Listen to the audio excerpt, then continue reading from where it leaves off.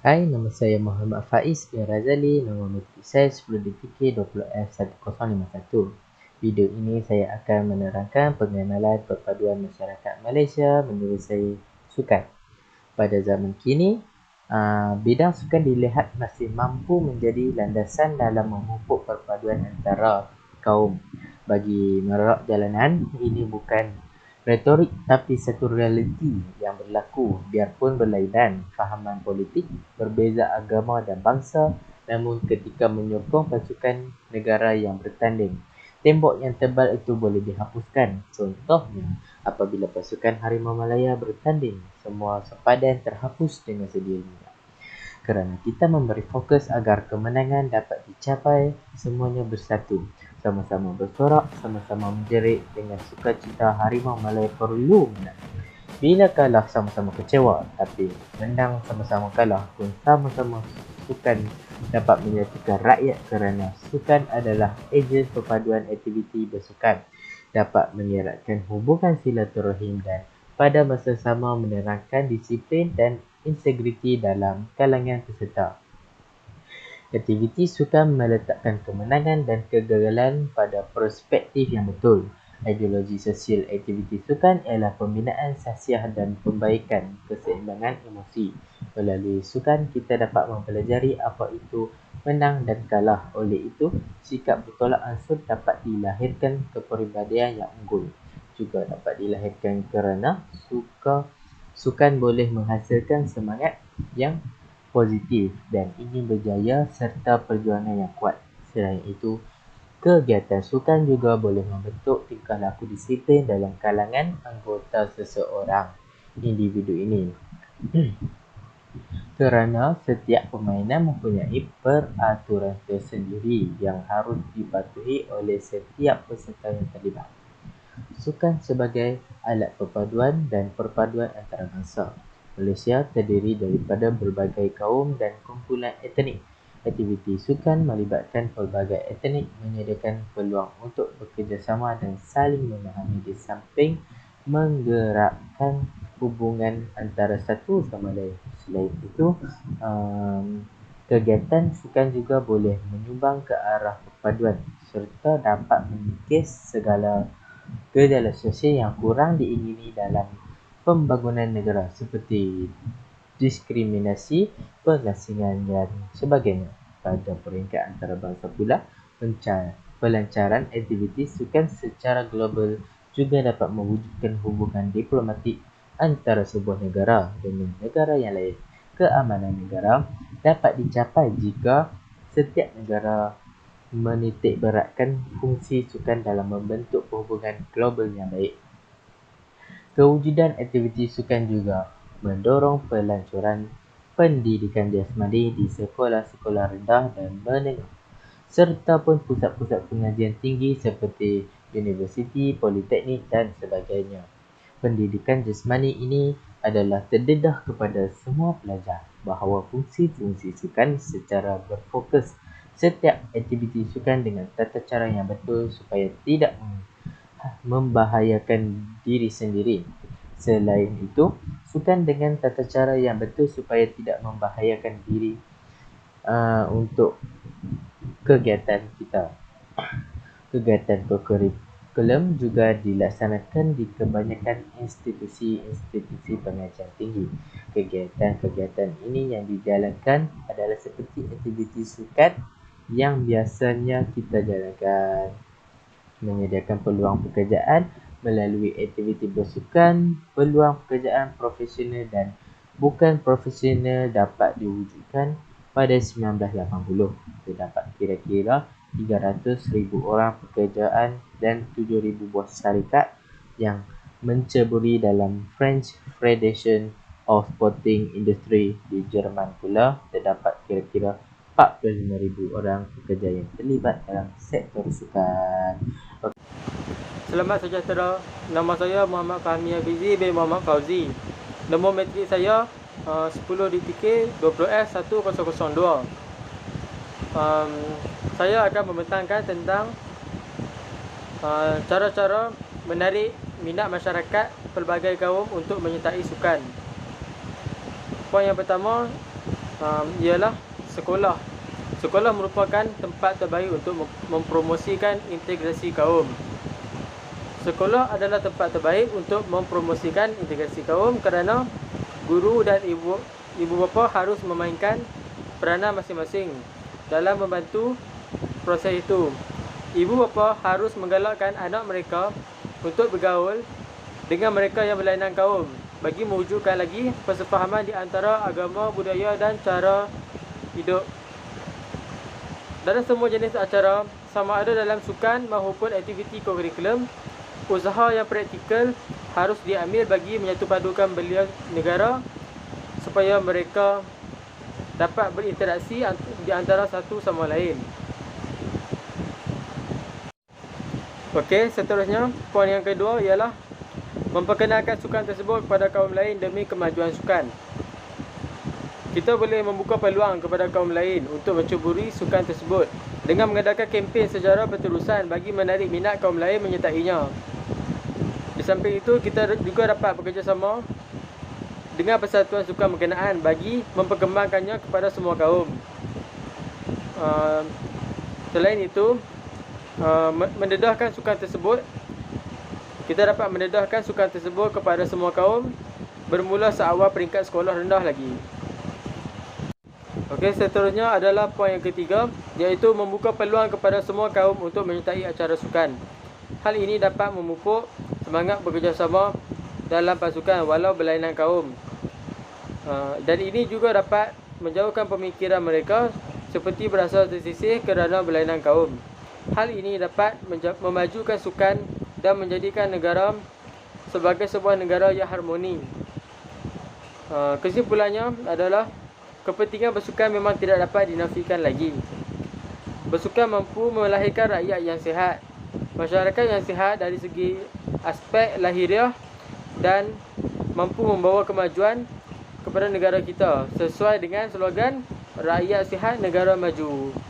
Sekian, terima kasih. Okey, selamat sejahtera saya. Nama saya Muhammad Zainuddin Abidin. Nama bateri saya 10 BTK F117. Saya berada di kelas BTK 2A. Okey, saya akan menerangkan tentang jenis-jenis sukan yang dapat menumbuhkan semangat berkawan kaum dan nama-nama atlet yang terkenal kat Malaysia ni. Okey, itu je. Okey, first kali bagi saya sukan yang dapat menumpukan kepada kaum ni bagi saya bola sepak lah. Sebab bola sepak ni banyak penyokong dari berbagai kaum. Contoh dari kelab bola sepak JDT ke apa ke, bila ada game ke apa ke, mesti ramai tuan padang nak pergi tengok. Menang kalah tu depa belakang kira, tak kisah menang kalah, jadi depa sokong lah. Okey, bagi saya itu lah apa jenis sukan yang dapat mengeratkan perbuatan kaum. Sukan kedua boleh jadi badminton. Contohnya macam badminton ni kita main kat pusat sukan lah, kat satu tempat kat taman ke apa ke. Mesti ada yang kawasan kediaman tu yang nak join main sekali apa ke. Okey, itu je. Okey, yang kedua tu nama atlet sukan yang terkenal kat Malaysia ni. Okey, first kali yang paling terkenal confirm lah Datuk Lee Chong Wei. Datuk Lee Chong Wei ni dia berbangsa Cina. Dia dapat gelaran wira negara.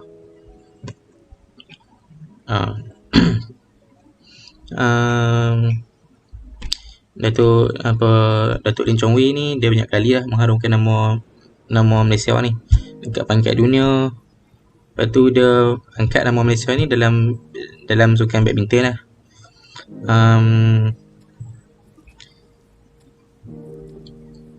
Dia start main badminton ni umur 11 kalau tak salah saya. Dia minat sebab pak dia sokong dia. Lepas tu satu hari ni umur dia 17, dia daftar masuk pasukan badminton Malaysia bawah Miss Bun Sidik. Lepas dah duduk bawah Miss Bun Sidik ni dah lama dah.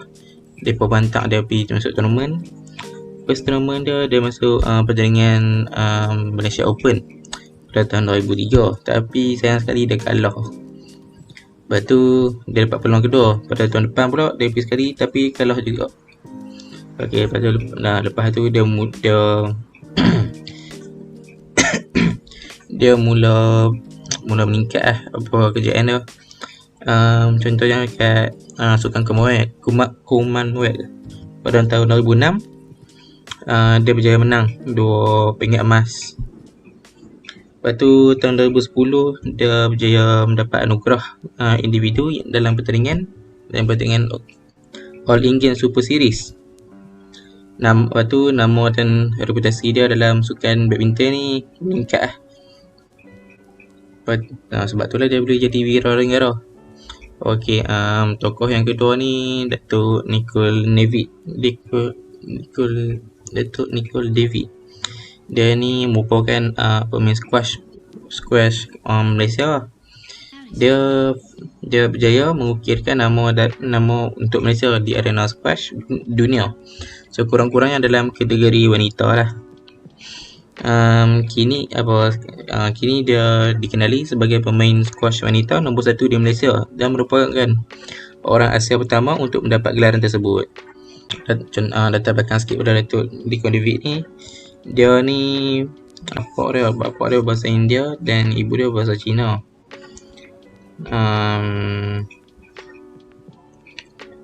Dia ni daripada dulu dia cerdik.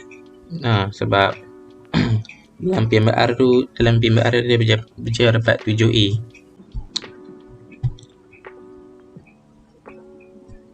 Pencapaian yang terbaik daripada saya dapat adalah dalam pertandingan World Junior Squash Champion dalam kategori wanita pada tahun 1999.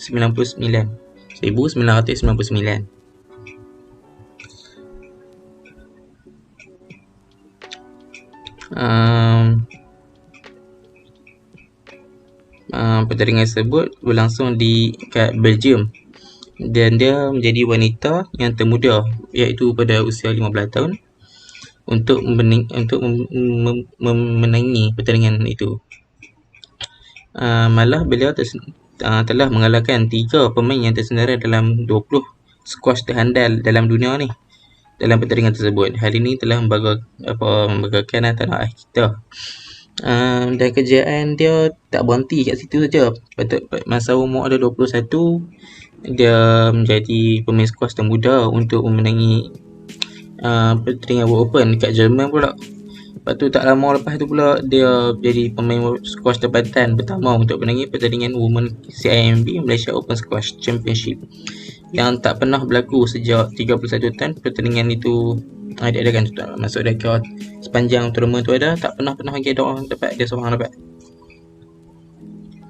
Okey, tu je kot. Okey, lepas tu yang last kali ni atlet basikal lomba basikal lah. Nama dia Azizul Hasni Awang. Dia ni bangsa Melayu. Dia antara perkara dan sumbangan terbaik yang beliau telah kecapi dalam sukan Olimpik, sukan Commonwealth dan sukan SEA. Beliau juga pernah memenangi kejuaraan lumba basikal dunia di Australia pada tahun 2009, serta pingat emas acara keirin dalam pecut 200 meter kejohanan track Asia pada tahun 2008. Beliau merupakan seorang pembawa bendera bagi pasukan kebangsaan Malaysia di Olimpik Beijing 2008.